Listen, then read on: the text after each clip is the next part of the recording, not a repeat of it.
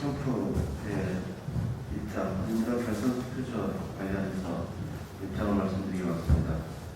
서른 박광원 선대위원장과 이병헌 의원이 그리고 박광원 본부장을 참석해 주셨습니다. 박광원 본부장께서 네, 안녕하세요. 반갑습니다. 박광원입니다. 제가 약 2, 3주 전에 이 정세균 후보님의 사퇴와 관련해서 정세균 후보님이 득표한 표를 무효 처리한다는 우리 당 선거관리위원회 유권 해석에 심대한 문제가 있다는 점을 지적을 했습니다. 했는데 최고위원회의에서 우리 특별당규 20대 대통령 선거 후보자 선출을 위한 특별당규 제59조와 60조가 서로 충돌해서 불완전 조항이라는 데는 인식을 같이 했으나 지금 경선이 진행되고 있기 때문에 어찌할 수가 없다. 그래서 후보자들에게 더 이상 사퇴하지 말아달라고 선관위가 요청하기로 했다는 결정을 내렸다고 들었습니다. 이 결정은 참으로 받아들이기 어려운 결정입니다. 그리고 규정을 명확하게 해석해서 바로 잡으면 될 일을 그것을 바로 잡지 않고 후보들에게 사퇴하지 말아달라고 당부한다는 것은 공당으로서는 참으로 체면의 손상을 불가피하게 하는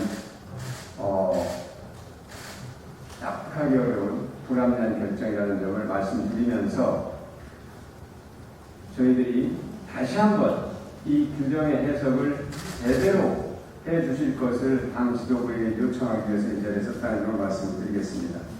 먼저 우리 당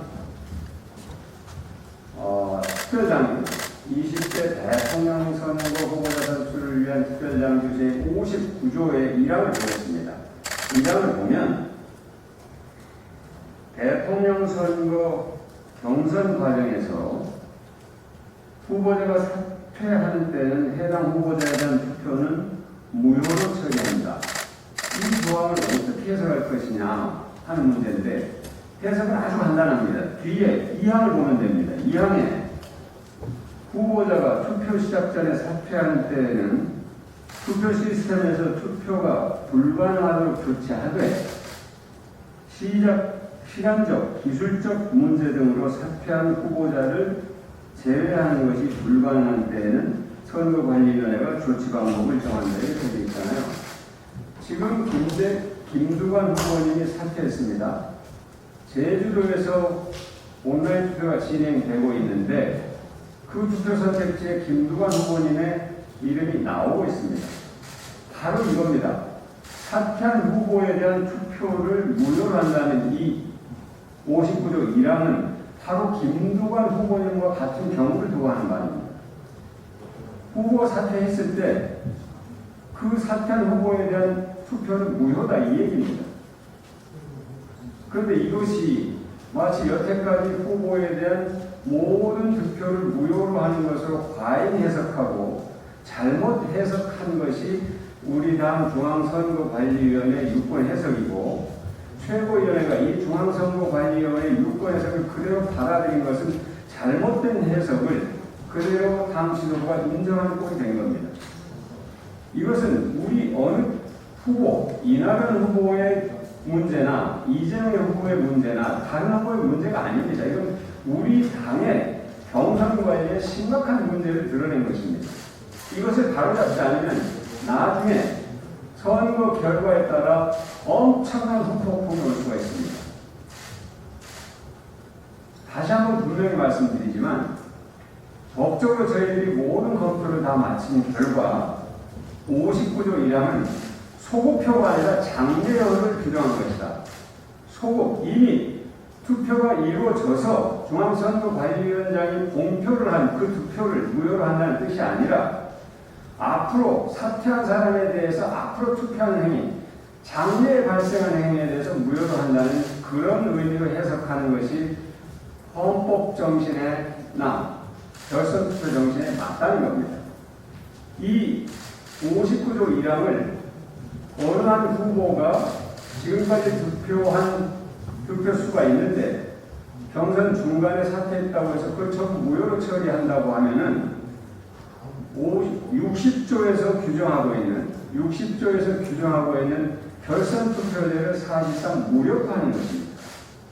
이것은 지난번에도 제가 말씀드린 것처럼 A 후보가 49.9%를 득표했을 경우 그 후보가 1위 후보일 경우 반드시 결선 투표를 해야 됩니다. 그런데 결선 투표 결정되기 직전에 한 후보가 사퇴를 해버리면 50%를 초과해서 50.001%를 득표했다. 이러면 결선 투표가 없이 그 후보가 당선인으로 결정이 되는 대단히 문제가 심각한 결과를 초래하는 것입니다. 이 문제를 당 지도부가 가볍게 여겨서는 안 됩니다. 자, 다시 한번 제가 말씀드리겠습니다. 우리 공직선거법 제188조는 이렇게 되어 있습니다. 투표가 끝나서 후보자가 확정될 때까지, 그러니까 예를 들면 국회의원 총선거를 예로 들겠습니다. 어느 한 지역구에서 저녁 6시까지 투표가 다 마감이 됐습니다. 그리고 당선인이 결정되려면 개표 작업이 다 이루어져서 새벽 2시나 3시에 당선인이 결정되는 것입니다. 그 시간 동안에 어느 후보가 불가피하게 사퇴를 하는 경우가 있습니다. 사퇴를 하거나 사망을 하거나 다른 일로 후보 자격이 박탈되거나 이런 일들이 있을 수가 있는데요. 우리 공직선거법은 어떻게 규정을 하고 있냐면 그 사퇴한 후보가 2위 득표자일 경우에는 아무 문제가 없습니다. 그러나 그 사퇴한 후보가 1위 득표자, 가장 많은 득표를 한 후보일 경우 사퇴했다고 해서 그 사람을 제끼고 차점자, 2등 득표자를 당선인으로 결정하지 않습니다. 우리 공직선거법은. 당선인 없음 결정을 하게 되는 겁니다. 이건 무슨 뜻이냐면은 투표가 다 끝나서 개표가 이루어지는 과정에서 사퇴했을 경우 그 유권자의 기표행위, 투표행위는 다 유효로 처리한다는 겁니다. 이것이 우리 헌법 정신입니다. 그리고 공직선거법의 정신입니다. 다시 말씀드리지만 우리 당원의 권리당원이나 선거인단이 어느 후보에게 투표해서 이미 중앙선거관리위원회가 공표한 투표는 다 유효한 것입니다. 여전히 후보가 사퇴했다고 해서 그 후보에게 투표한 표까지 전부 무효가 된다. 이렇게 되면은 아까 말씀드린 것처럼 결선 투표제를 무력화할 뿐만 아니라 당초 그 후보자에게 투표를 했던 유권자의 표를 왜곡하는 결과를 가져옵니다. 분명하게 말씀드리겠습니다. 당 지도부는 이 사안을 결코 가볍게 여겨서는 안 됩니다. 지금 규정에서 59조와 60조가 충돌해서 문제가 있는데 현재 경선이 진행되고 있기 때문에 규정을 개정하기가 어렵다. 이렇게 결론을 내렸다고 하는데요.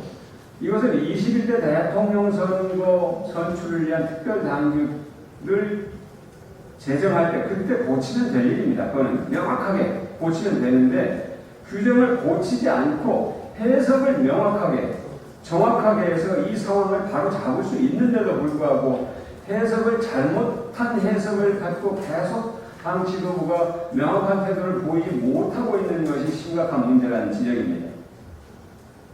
이 문제에 대해서는 당 지도부가 다시 한번 정확하게 유권 해석을 통해서 규정의 유권 해석을 통해서 경선이 전혀 엉뚱한 결과로 흐르지 않도록 그렇게 해서 우리 당이 경쟁력을 보호하고 우리 당 후보의 경쟁력을 강화하는 그런 기회를 스스로 손상시키는 결정을 고집하지 않길 바랍니다.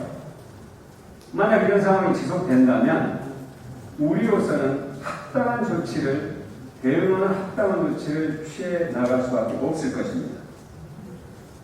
이 유권 해석의 오류가 단순히 어떤 후보, 다른 한 후보의 경선 후보의 사퇴로 인해서 발생한 후보자 결정에 심각한 오류뿐만이 아니라 우리 당의 경쟁력을 훼손하고 우리 당 후보의 경쟁력을 망가뜨리는 결과를 가져온다는 점을 분명하게 인식하시고 당 지도부가 이 문제를 다시 한번 심사숙고하시고 다시 판단해 주실 것을 강력하게 촉구합니다.